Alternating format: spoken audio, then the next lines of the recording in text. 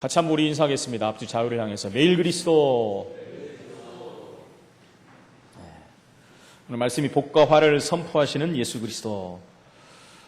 복받기 원하는 사람들이 오늘 모인 줄로 믿습니다. 이미 우리는 그 복을 받아 누리는 최고의 응답의 사람인 줄로 믿습니다. 이 땅에서 화를 받고자 하는 사람은 단 한 명도 없을 것입니다. 하나님이 주신 복을 받고 불신자들도 역시 복받기를 원하지 않습니까? 그래서 중국 사람들 보면은 복받기 위해서 심지어 복자를 거꾸로까지 써놓죠. 복이 쏟아지라고. 그 정도로 복을 받기를 원하는 것이 사람들의 관심이고 그것이 인생의 또 최고다라고 생각들을 합니다. 그러기 위해서는 우리가 가장 중요한 것들을 좀 알아야 되는데 복음의 능력이라는 것을 알아야 됩니다. 복음의 능력은 어느 정도입니까? 저와 여러분을 구원할 정도로 능력이 있는 것이 복음입니다. 복음의 능력을 안다는 것은 세상의 모든 것을 얻은 것입니다. 그래서 우리의 삶은 복음의 능력과 함께 그 능력을 체험하는 삶이 돼야 되는 것입니다. 여러분, 우리가 이제 깡패라고 하는 사람들 있지 않습니까? 조직폭력배, 깡패라는 하는 사람들 보면은 유명한 사람들이 결국 거의 예수를 믿고 돌아오는 것을 볼 수가 있습니다. 우리가 잘 아는 시대적인 깡패였던 우리 김익두 목사님도 깡패로 있을 때는 세상 사람들이 그가 나타나는 것 자체를 두려워할 정도로 그렇게 사람들을 많이 힘들게 했던 사람인데 그분이 어느 날 복음의 능력을 체험하고 한국에서는 최고 가는 부흥사가 된 것을 볼 수가 있습니다. 많은 사람들이 김익두 목사님의 모습을 보면서 정말 하나님 살아계신가 보다 하고 그 당시 예수 믿기로 작정하고 돌아온 사람이 많대요. 아니, 저런 깡패가 어떻게 예수를 믿느냐? 그래서 변해도 너무 변해버렸거든요. 우리가 주위에서 그런 사람들 보지 않습니까? 복음 받았을 때와 그 이전의 상태를 확인하고 저 사람 정말 예수 믿더니 뭔가가 변한 것 같다. 그러지 않겠습니까, 여러분? 지금도 이제 목회를 잘하시는 우리나라의 손꼽히는 부흥사 중에 한 분이 이태희 목사님이라는 분이 있습니다. 제가 그 전에 섬기던 교회 목사님이 그 교회 부목사로 있었기 때문에 제가 그 목사님에 대해서 굉장히 많이 들었어요. 이렇게 설교하다가도요, 집사님이 늦게 들어오신다 그러면 설교 중에 욕을 해버리네요. XX 집사 인자 오냐고 하면서. 그럼 얼마나 시험 들겠습니까? 늦게 온 것도 미안한데 거기서 공개적으로 욕을 해버리니까. 여러분, 욕도 그냥 욕이 아니라 이상한 욕을 해버린다는 거예요. 사람들이 얼마나 힘들겠습니까? 그래서 그 교회를 오래 다닌 사람들은 절대 시험에 들지 않는다고 합니다. 목사님의 중심이 아닌 걸 알기 때문에. 그래도 그렇지 강단에서 욕하는 건 좀 그러지 않습니까? 그분이 한 5, 6년 전에 이렇게 유 목사님을 이렇게 만난 적이 있었어요. 그 동생분이 또 우리 멤버라서 만나가지고 같이 한번 이렇게 대화를 하는데도 욕이 막 튀어나온다는 거예요. 대화를 하는데도. 참 체질이라는 게 어쩔 수 없는 겁니다. 그래서 목회를 해도요, 그런 식으로 하신다는 거예요. 그냥 이제 제가 섬기던 목사님은 진짜 모델적인 한국교회 목회자 상이에요. 제가 섬겼던 목사님. 제가 처음 이렇게 다시 이제 신앙을 회복하고 거기서 신학을 시작하고 그 교회에서 제가 말씀 운동을 시작한 교회인데 그 목사님은 천상 목회자예요. 누가 봐도. 하나님이 그렇게 조합을 해놓으신 것 같아요. 목사님 앞에서 시험 들게 다 만들어 놓으면 이 목사님 쫓아다니면서 다 신방해갖고 다시 이렇게 원상 복귀를 시켜놓고 그러면서도 그래요. 하나님이 능력 있게 쓰신다라는 복음의 능력이 얼마나 위대합니까? 요즘 시대 한국에서 채우고 가는 주목들을 보니까 얼마 전에 이제 소천하신 우리 김태촌 씨라고 있지 않습니까? 서방파 최고의 두목도 나중에 보니까 안수 집사로 이렇게 혹자의 말을 들으면 또 장로님이었다라고 말하는 사람도 있습니다만 깜짝 놀랐어요. 그걸 듣고서요. 또 양은이파 조양은 씨도 또 예수를 믿었다고 하지 않습니까? 이렇듯요, 이렇게 조직폭력배라든가 깡패들, 절대 변하지 않을 것 같은 사람들, 그 사람들 보면 얼마나 냉정합니까? 잔인하고 자비하고 다 그런 건 아니지만, 근데 그런 사람들이 복음 듣고 변하는 걸 보면요, 사람들이 그래, 진짜 하나님 계신가 보다 라고 말하는 사람들이 있다라는 것입니다. 여러분, 복음의 능력은 그 무엇도 바꿀 수 있습니다. 복음 가지고 안 되는 것은 이 땅에 아무것도 없습니다. 여러분, 아무리 생각해도 저와 여러분이 구원받은 거, 그 기적 아니겠습니까, 여러분? 그 수많은 사람들 중에서, 수많은 날들 중에서, 그렇죠. 지금도 복음의 복자도 못 듣고 지금도 죽어가는 민족이 있는데, 그 수많은 민족들이 있는데, 복음 가진 국가에서 태어나게 만들고, 그죠? 복음 있는 교회를 다니게 만들고, 복음 안에서 우리가 신앙생활 할 수 있다는 것은 큰 기쁨이요 감사가 아닐 수 없는 것입니다. 여러분, 시대적인 인물들을 봐도 그러지 않습니까? 사도 바울을 봐더라도 사도 바울은 어떤 사람이었습니까? 예수 믿는 사람들을 잡아서 넘겨주는 일을 감당한 사람이었어요. 그것이 하나님을 잘 섬긴다라고 생각했어요. 피 한 방울도 나올 것 같지 않은 냉정한 사람이었습니다. 가장 귀한 것들을 자기는 그 시대에 다 얻었다고 생각했거든요. 그래서 마지막으로 하나님을 잘 섬기는 것이 이단자들을 잡아서 넘기는 거라고 생각했거든요. 그런 바울이 복음을 듣고 변해버린 거예요. 아니, 복음의 주체를 만나버렸어요. 다메섹 도상에서 예수님을 만남으로 말미암아 그 삶이 바뀌고 새로운 인생이 시작되므로 한 시대를 살리는 최고의 전도자가 된 것을 우리는 볼 수가 있는 것입니다. 여러분, 신부 중에 루터라는 신부가 있지 않았습니까? 그 신부가 어느 날 성경을 보면서 깨달은 것이 있었어요. 2부 때 제가 자세히 말씀드리겠지만 뭘 깨달았습니까? 아무리 봐도 자기가 배우는 신학과 성경은 아니라는 것이.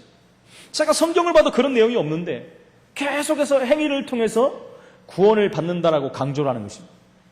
그래서 어느 날 그것을 깨닫고 루터는 기도하기 시작한 거 아니겠습니까?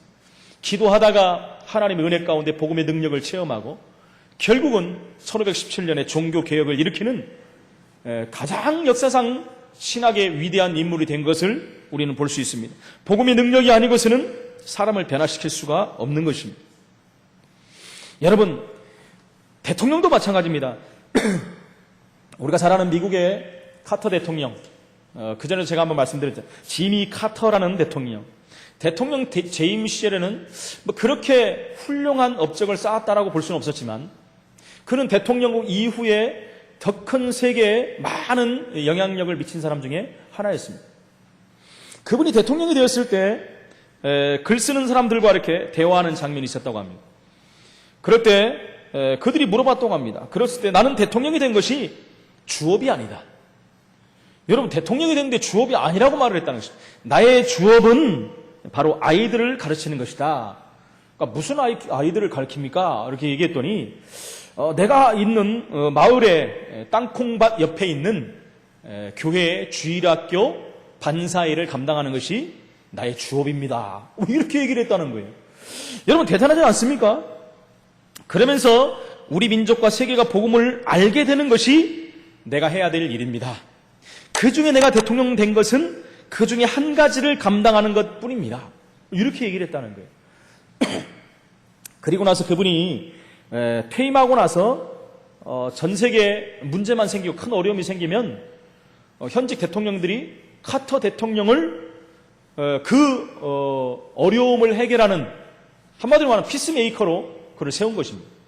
많은 역할들을 감당하지 않았습니까?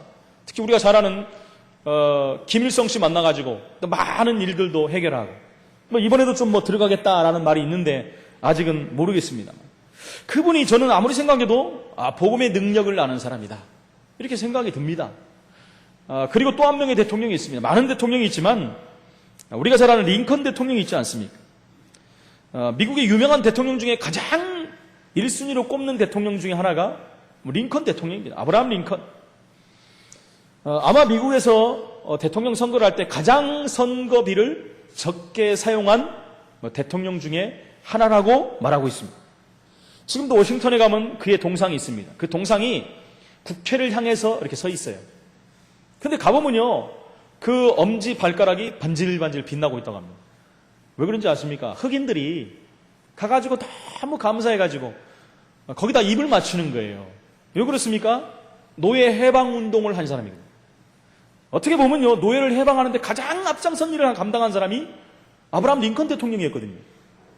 그러니까 그 오른발인지 왼발인지 제가 모르겠습니다. 확인을 제가 안 했지만은 아주 번들번들하다고 합니다. 너무 감사해가지고. 그분이요,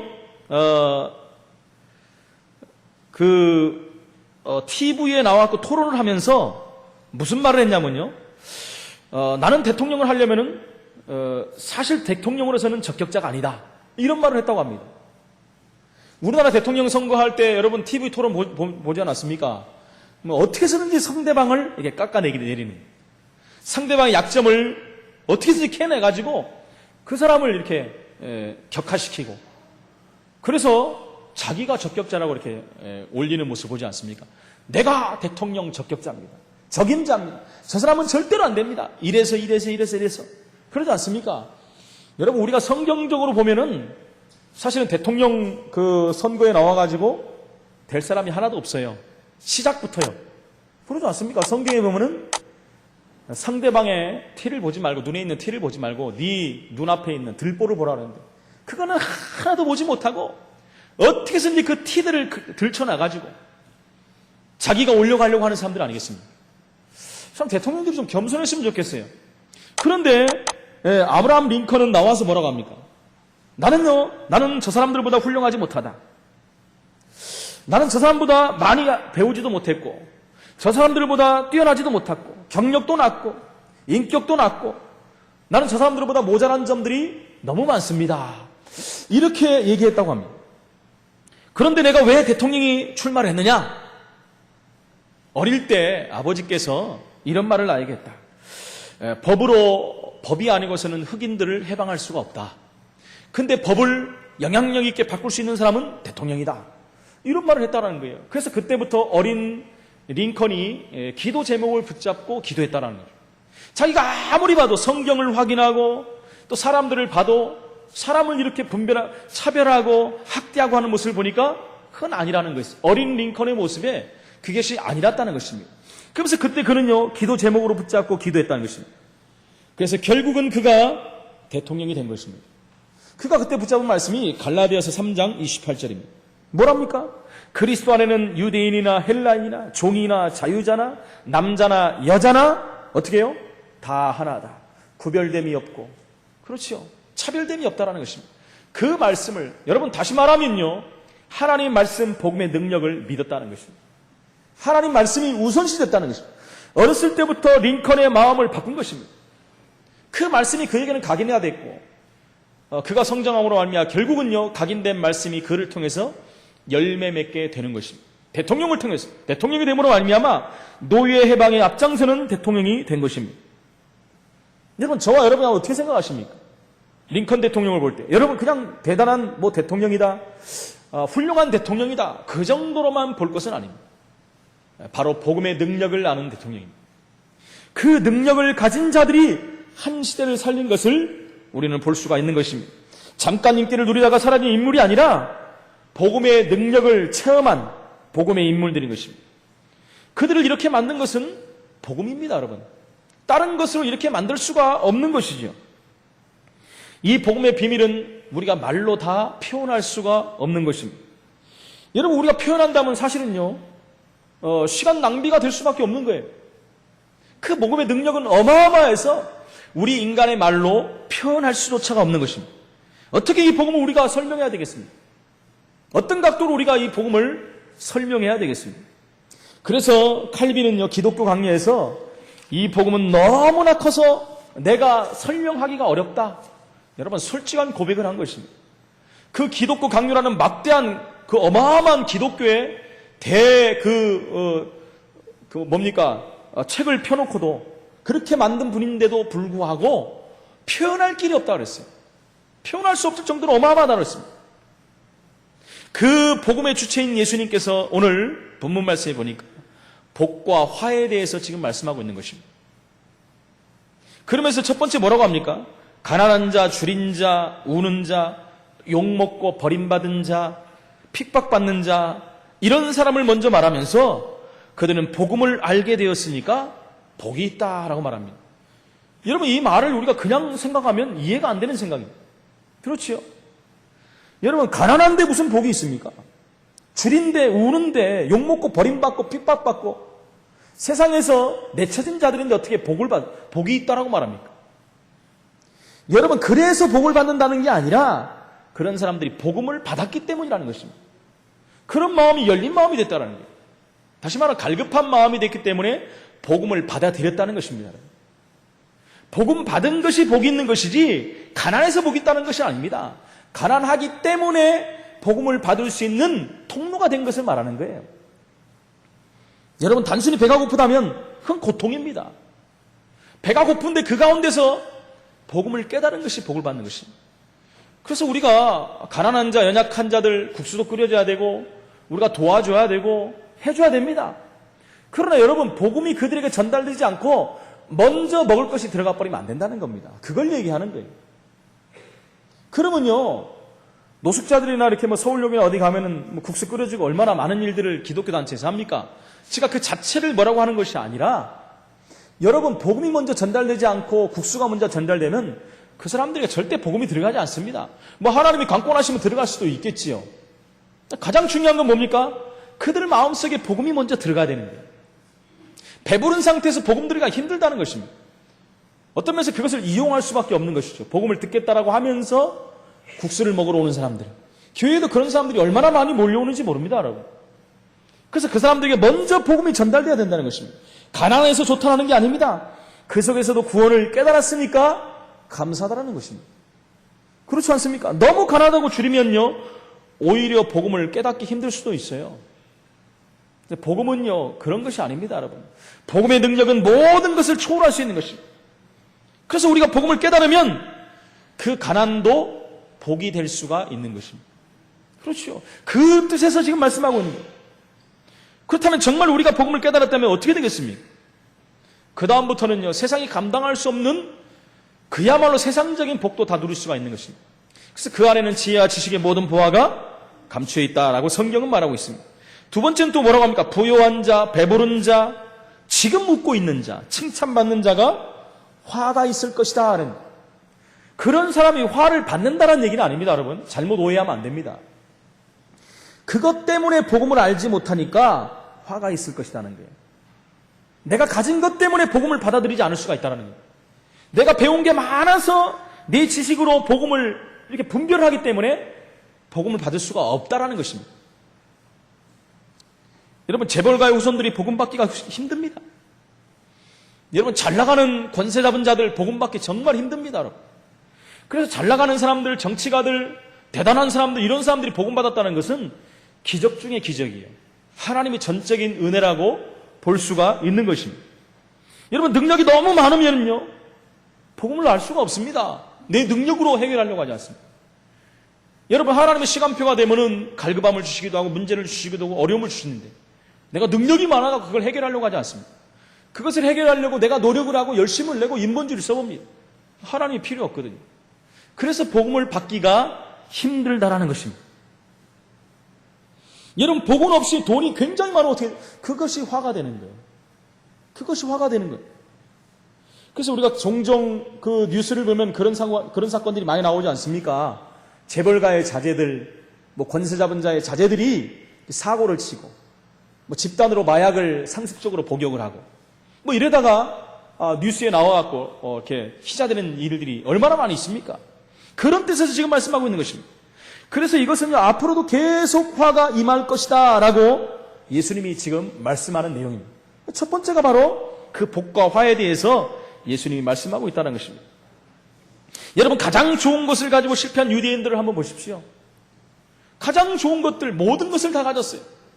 심지어 예수님이 그 땅에서 태어나기까지 했고, 그 정도가 아니지 않습니까? 처음부터 하나님이 그 민족을 뽑아 올렸어요. 그것만큼 큰 축복을 받은 게 어디 있겠습니까? 그러면서 모든 것을 하나님 다 주셨어요.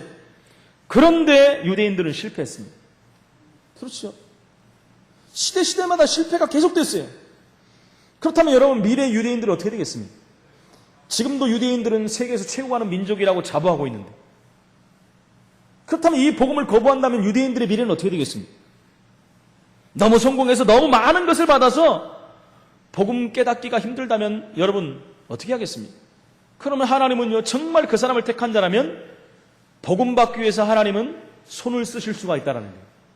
그런 사람들 많이 있거든요. 제가 그 전에 말씀드리지 않았겠습니까? 그 전에 섬기던 교회는요, 그 옛날에 잘 나갔다라고 하는 사람들이 많이 왔어요. 그분들이 복음 깨닫고 감사하고 기뻐하고 막 이러면서 나중에 하는 말들이 있습니다. 이 좋은 복음을 내가 미리 깨달았으면 얼마나 좋았을까. 그때 제가 그 좋은 복음을 당신이 가진 것 때문에 깨달을 수가 없었습니다. 근데 하나님은 당신을 사랑하셨어요.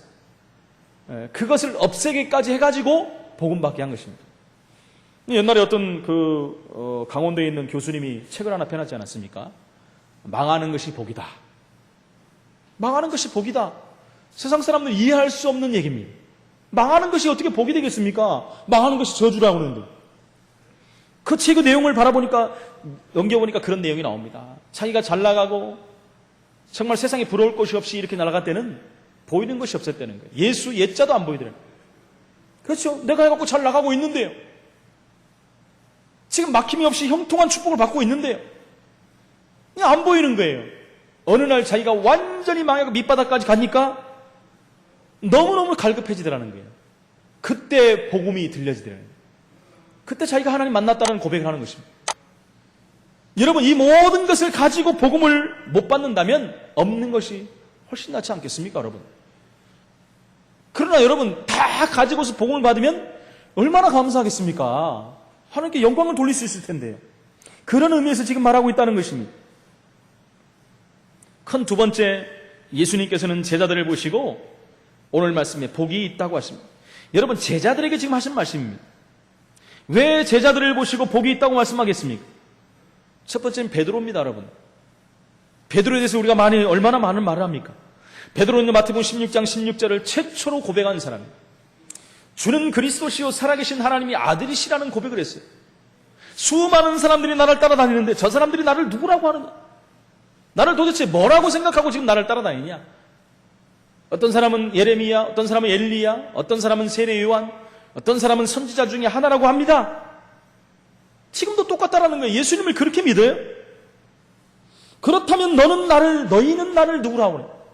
수많은 무리들은 나를 그렇게 생각하고 지금 믿고 있는데 제자라고 하는 너희는 나를 누구라고 생각하느냐? 여러분, 가장 중요한 질문 아니겠습니까? 그랬을 때 베드로가요, 지구가 생겨나고 첫 번째 최초의 고백을 하는 것입니다. 주는 그리스도시요 살아계신 하나님의 아들이십니다. 바로 예수님이 그리스도입니다. 하나님 만나는 길을 여시고 죄 문제를 해결하시고 사단을 꺾으신 제사장, 선지자, 왕 되신 그리스도입니다. 여러분, 완전한 고백, 예수님이 원하시는 고백을 하는 거예요. 그래서 예수님이 뭐라고 해요? 바요나 시모나 내가 복이 있구나. 복받은 자입니다. 이를 내게 알게 한 것은 혈육이 아니요 하늘에 계신 내 아버지시니라. 내 반석에 내 교회를 세우게 음부의 권세가 너를 해치 못할 것이요 천국 열쇠를 내게 주겠다. 여러분, 고백하는 모든 저와 여러분들에게 이 복이 임한 줄로 믿습니다. 이 베드로를 비롯한 많은 제자들에게 마태복음 28장 16절 20절에 말씀합니다. 너희는 가서 모든 족속으로 제자를 삼으라. 여러분, 아무한테나 하는 말이 아닙니다. 제자들에게 하는 얘기예요. 예수님이 부활하셔서 가장 중요한 메시지를 제자들을 불러놓고 지금 하는 얘기입니다. 하늘과 땅의 모든 권세를 내가 갖고 있으니까 너희는 가라. 어디로요? 세상으로 가라. 풍랑 만난 세상으로, 고통하는 현장으로, 망해가는 저 세상으로 가라. 가서 뭐라고 합니까? 모든 족속으로 제자를 삼아 아버지, 아들과 성령의 이름으로 세례를 주고 내가 분부한 모든 것을 가르쳐 지키게 하라. 세상 끝날까지 너희와 함께 할 것이다. 세상 끝날까지 함께하는 그 복을 받은 자가 바로 베드로라는 것입니다. 그 베드로에게 예수님은 부활해서 찾아오셔서 또 뭐라고 합니까? 요한복음 21장 15절 18절에 네가 나를 사랑하면 내 어린 양을 먹이라. 여러분, 가장 중요한 메시지를 합니다. 미래를 살리는 메시지를 주는 것입니다. 가장 중요한 렘넌트를 살리는 메시지를 지금 베드로에게 주신 것입니다. 복받은 자라는 것입니다. 그 베드로가 사도행전 1장 8절의 언약을 붙잡고 14절에 하나님의 언약 속으로 들어간 것입니다. 그럴 때 사도행전 2장 1절에 마가 다락방 오순절의 역사를 하는 그 오순절의 역사를 베드로가 체험한 것입니다. 2장 1절로 47절 5가지 응답을 받아버린 거예요. 그리고 3장부터 실제적인 증인으로, 전도자로 하나님 앞에 쓰임받는 하나님의 최고의 축복된 제자가 된 것을 우리는 볼 수가 있는 것입니다. 그래서 사도행전 3장 1절로 6절에 보니까 그리스도를 최초로 선포한 자가 베드로예요. 여러분, 베드로는 얼마나 큰 복을 받았습니까? 그리스도를 최초로 고백했고 최초로 선포한 자예요. 미문 앞에서 내게 있는 것으로 내게 주노니 나사렛 예수 그리스도 이름으로 걸어라. 여러분 얼마나 큰 복을 받았습니까? 사도행전 4장 12절에 핍박자들이 복음을 방해합니다. 복음 전하지 못하게 방해합니다. 온갖 회유와 핍박과 환난을 가져다 줍니다. 그랬을 때 뭐라고 합니까? 다른 이로서는 구원 얻을 수 없나요? 천하 인간의 구원 얻을 만한 이름을 우리에게 주신 적이 없다라고 고백합니다. 이 베드로가 감옥에 갇힙니다. 사도행전 12장에 감옥에 갇혔어요. 하나님이 얼마나 복을 주신 사람입니까? 천사를 보내갖고 거기서 끄집어냅니까? 베드로는 그 정도가 아니지 않습니까? 베드로는 성경 베드로 전후서를 기록할 만큼 응답받은 자예요. 여러분, 베드로는 이것을 기록할 만큼 뛰어난 학식이 있는 사람이 아닙니다. 조직적인 머리를 가진 사람도 아닙니다. 큰 공부를 한 사람도 아닙니다. 그런데요, 지금까지도 우리에게 읽혀지고 하나님 앞에 우리가 은혜를 받는 베드로 전후서를 기록한 저자가 된 것을 볼 수가 있습니다. 여러분, 지구상에 가장 큰 영향을 입힌 인물 중에 인물이 누굽니까? 사도 바울입니다. 아까도 말씀드렸지만 사도 바울은요, 제3차 전도 여행까지 하면서 세계공화에 가장 값지게 쓰임받는 전도자로 쓰임받은 것을 볼 수 있습니다. 사도 바울이 가는 모든 현장에 살아났고요, 그 현장을 살리는 제자들을 세웠어요. 그리고 미래를 살리는 하나님의 사람이 된 것을 볼 수가 있습니다. 그가 쓴 성경은 자그마치 13권입니다. 여러분, 그의 박식함과 그의 모든 뛰어남을 가지고 하나님은 13권의 성경을 기록하게 만든 것입니다. 지구상에 그래서 그만큼 응답을 받은 사람이 없다라고 표현을 하고 있지 않습니까? 여러분, 뿐만 아니라 복음 가진 국가들은 어떻습니까? 지금까지 보면 세계에 영향을 끼친 나라 중에 가장 중요한 나라가 기독교 나라라는 것입니다. 제가 지난주에도 말씀드렸지 않습니까? 복음이 시작된 이스라엘을 비롯해서 유럽을 돌고 영국을 통해서 미국을 통해서 우리나라까지 온 것입니다. 이 복음이 전 세계로 지금도 퍼져나가고 있는 거예요. 여러분, 우리나라가 이렇게 복을 받는 이유는 바로 이 복음을 받았기 때문에 그래요. 복음 받은 나라는 복음을 전하게 되어 있습니다. 복음을 전하는 나라는 복을 받을 수밖에 없어요. 그 후손들까지 복을 받을 수밖에 없다는 것입니다. 이 나라 민족이 그냥 복을 받는 것이 아닙니다. 그래서 복을 받은 대표적인 나라 중에 나라가 미국이라는 나라예요. 그래서 여러분, 미국은 쉽게 무너질 수가 없는 나라입니다. 아무리 지금 미국의 복음이 희미해졌다고 하더라도요, 세계에 가장 많은 선교사를 파송하고 있는 나라입니다. 두 번째 나라가 우리나라예요. 여러분, 복을 안 받을 수가 없는 것입니다. 아무리 북한에서 핵의 위협, 그 엄청난 핍박과 위협을 가할지라도 하나님이 허락하지 않습니다. 여러분, 복음 가진 나라예요. 복음 가진 사람들이 얼마나 많습니까, 여러분? 복음 가진 사람 의인 10명만 있어도 소돔과 고모라를 하나님께서는 심판하지 아니하겠다고 했는데, 여러분, 복음 가진 사람이 얼마나 많습니까? 여러분, 우리 교회만 봐도 의인이 얼마나 많습니까? 그렇죠. 이 복음 운동하는 교회가 얼마나 많습니까? 전국으로 따지면 얼마나 많습니까? 여러분, 우리나라가 무너지겠습니까? 안 무너져요. 아무리 큰 경제적인 위기가 오고 밖에 위협이 오고 외세 위협이 올지라도 쉽게 무너질 수 없는 나라입니다. 왜요? 하나님이 복음으로 세운 나라이기 때문에 그래요. 그럼 그 문제와 핍박과 그런 환난들이 왜 옵니까? 그것은 깨달으라고 하는 거예요. 복음 가진 사람들이 깨달으라고 말씀하신 것입니다. 여러분, 이스라엘들이 수천 년 동안 그렇게 망하고 어려움을 당했지만 망하지 않았어요. 하나님은 그 민족을 통해서 쓰고 계시다는 거예요. 계속 세워 가십니다. 한 번 택한 민족과 개인들은 하나님이 절대 놓는 법이 없어요. 여러분, 근데 이것을 이용하는 사람들이 또 있다는 거예요. 이용하지 마시기 바랍니다. 나는 택했기 때문에 또 하나님이 건져주시지 않겠느냐? 여러분, 하나님을 시험하지 마시기 바랍니다.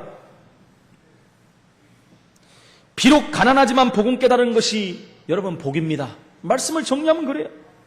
가진 것 때문에 복음을 모르는 것이 화입니다.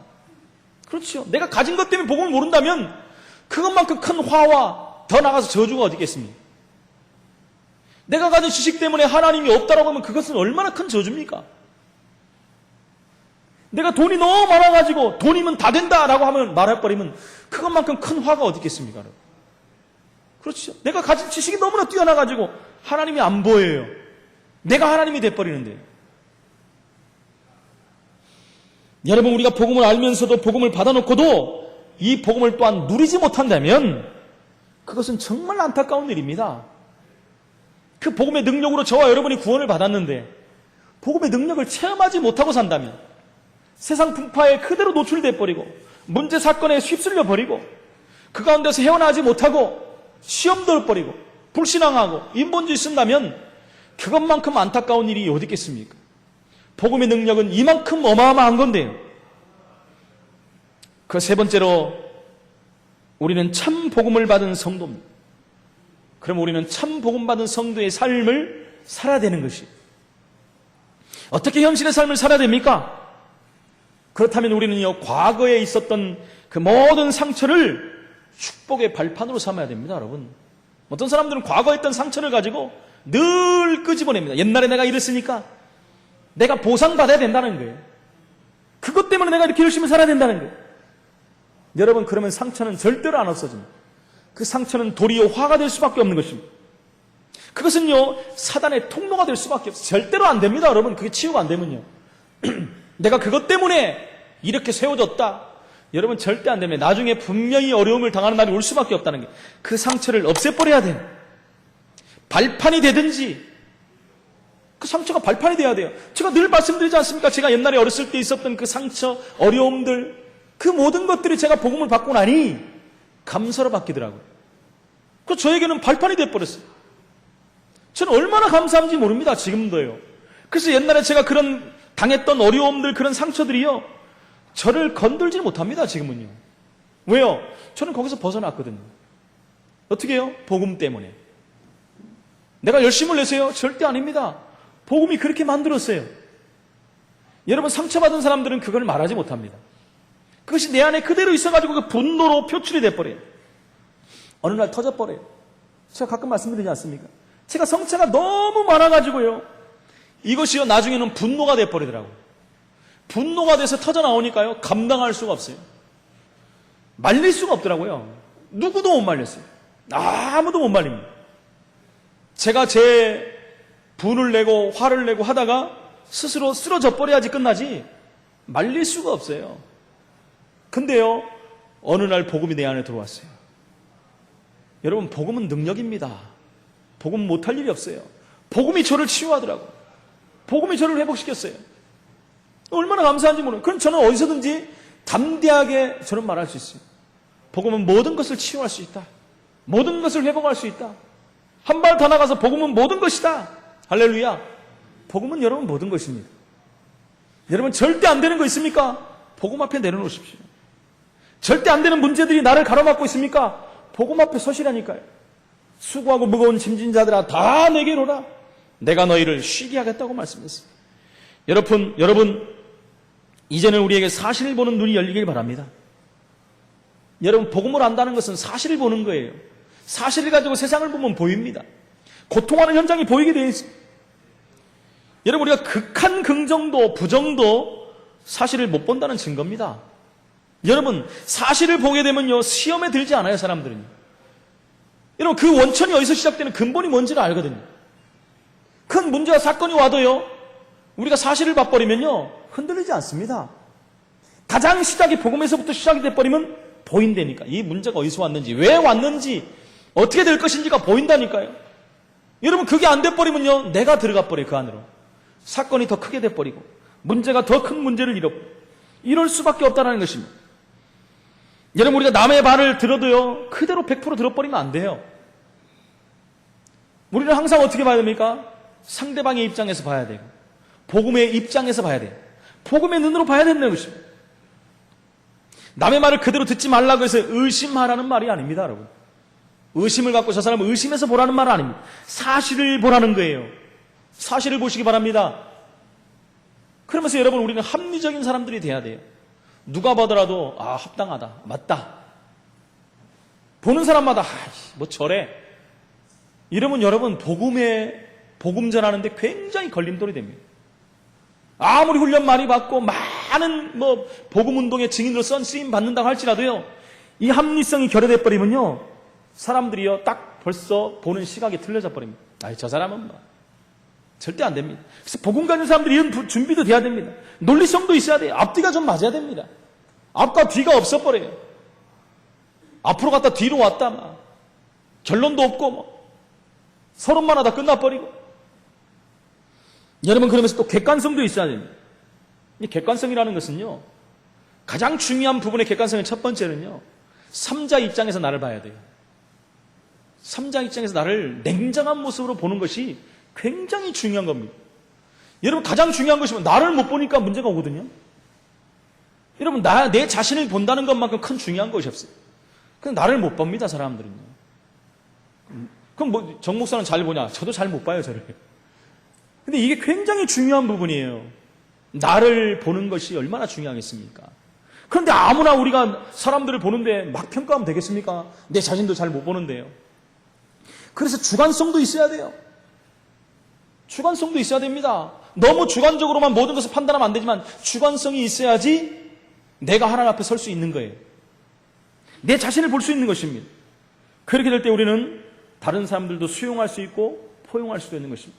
여러분, 복음은요, 수용과 포용을 포함하는 것입니다. 우리가 복음이 있다라고 하고 복음을 만났다고 하고 복음에 있다고 하는데 사람들을 수용하지 못하고 포용하지 못하면 어떻게 하겠습니까, 여러분? 복음은요, 모든 것을 포용하고 수용하는 것입니다. 그것은요, 그리스도의 사랑이 내포되어 있는 것입니다. 이 응답을 누리시기를 예수 이름으로 축원을 드립니다. 그러면서 우리가 또 하나 해야 될 것은 영적인 지식을 갖는 일입니다. 여러분, 영적인 지식이 있어야 돼요. 세상 지식만 갖고는요, 세상을 살릴 수가 없어요. 영적 지식이 있어야 됩니다. 창세기 1장 2절에 혼돈과 흑암과 공허, 이것을 발견하는 것이 복음입니다. 이 땅을 바라보는 눈이 창세기 1장 2절의 눈으로 봐야 된다는 거예요. 그래야지 복음이 필요하다는 것을 안다는 것입니다. 아니, 세상이 왜 이래? 왜 이래로 끝나버리면 안 되잖아요. 그래, 이 땅은 혼돈과 흑암과 공허 가운데 사단이 장악해버렸다. 그러면 이 땅에 복음이 필요하지 않겠느냐? 이것을 보는 것이 영적인 지식입니다. 이것을 아는 것이 영적인 지식이라는 것입니다. 창세기 3장 5절의 원죄를 보는 것입니다. 눈에 보이지 않게 아담과 하와를 단번에 꺾어버린 이 원죄를 보는 지식이 있어야 돼요. 영적인 지식입니다. 세상 지식으로는 볼 수가 없는 것이지요. 창세기 4장 5절에 예배를 실패시킨 존재, 언약을 놓치게 만든 사건, 그것이 무엇인지를 봐야 된다는 것입니다. 창세기 6장 4절에 네피림 시대를 봐야 됩니다.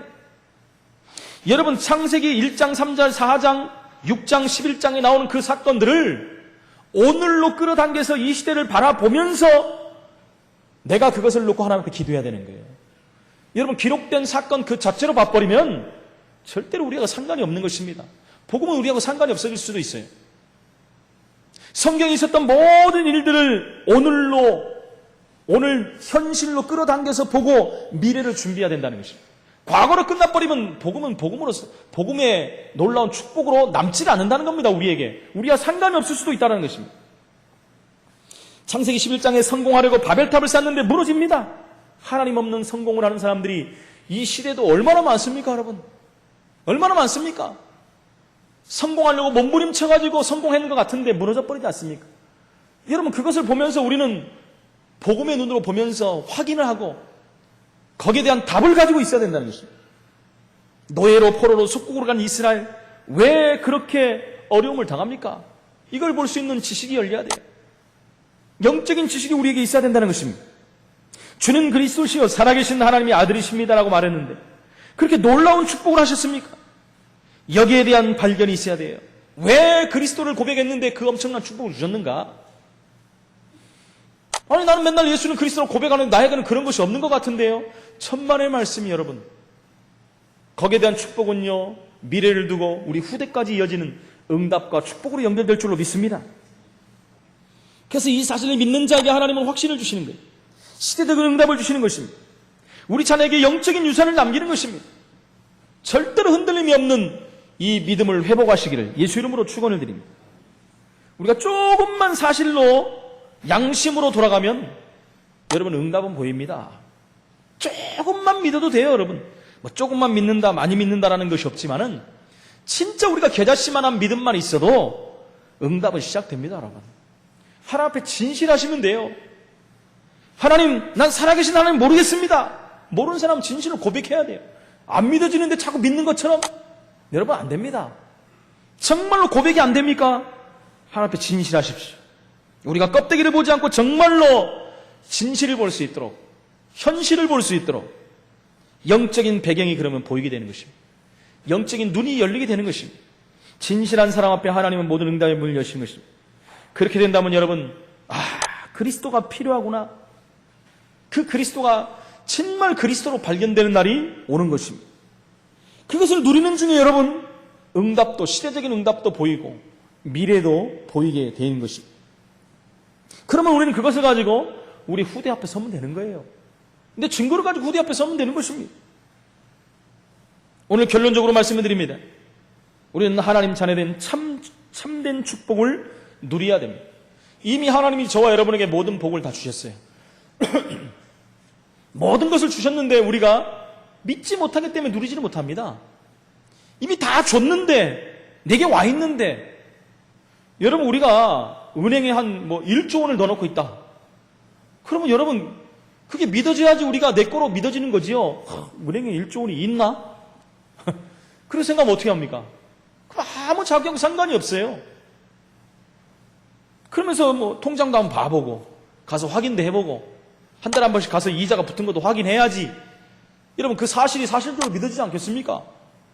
마찬가지로 내게 와 있는 축복이, 복이 얼마나 많습니까? 하나님 주신 복들이.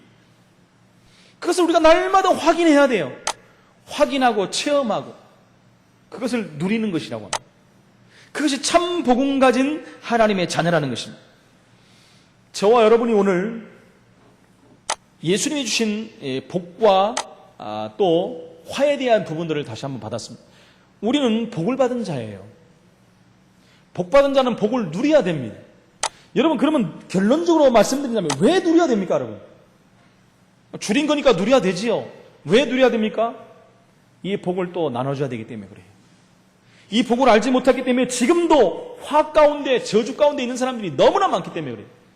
이유도 없이 방황하다 무너져 버려요. 성공한 것 같은데 무너져 버려요. 이쯤 했으면 된 것 같은데 무너져 버려요. 이유도 알지 못하고 무너집니다. 여러분, 연예인들 보십시오. 뻑하면 이혼하고. 어제도 우리 딸이 아빠 정수라가 이혼 소속에 들어갔대. 정수라 가수 아시죠? 유명한 가수. 결혼한 지 7년, 8년 됐다는데 이혼 소송에 또 들어갔다는 거예요. 여러분, 이런 일들이 얼마나 지금 많이 벌어지고 있는지 모릅니다. 주위에.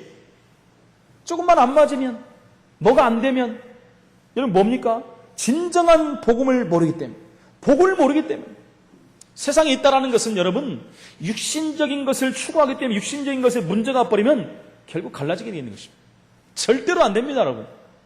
그래서 저와 여러분들은 복받은 자이기 때문에 이 복을 누리고 그들에게 나눠줘야 됩니다. 여러분, 나눠주기만 하면 사는데 이 사람들이 이걸 모르기 때문에 지금도 무너진다는 거예요. 이것 때문에 저와 여러분들에게 복을 주시고, 이것 때문에 우리 교회를 세우시고, 이 일 때문에 오늘도 우리를 존재하게 만드시고 예배하게 만드신 것입니다. 이 복을 누리고 승리하는 증인으로서는 귀한 시간 되시기를 예수 이름으로 축원을 드립니다. 살아계신 하나님 은혜를 감사합니다. 복과 화를 선포하시는 예수 그리스도, 우리는 이미 복받은 자요, 응답받은 자요, 전도자요, 제자인 줄로 믿습니다. 가장 귀한 것을 받은 자들이 이것을 사용하지 못한다면 얼마나 슬픈 일이겠습니까? 하나님, 이 복의 근원 되신 그리스도께서 우리에게 이 복을 주시고 선포하시며 복을 누리라 말씀하셨는데, 이 누린 그리스도를 고통하는 현장에서 전달하는 전달자의 사명을 감당할 수 있도록 주님이 인도하여 주옵소서. 복음의 능력은 우리의 말로 이루다 말할 수 없을 정도로 엄청난 것인데, 이 사실을 몰라서 지금도 사람들은 고통 가운데 무너져가고 있는데, 이 엄청난 복음의 비밀을 우리가 전달하는 사명을 감당할 수 있도록 성령으로 역사하여 주옵소서. 살아계신 예수 그리스도 이름으로 기도합나이다. 아멘.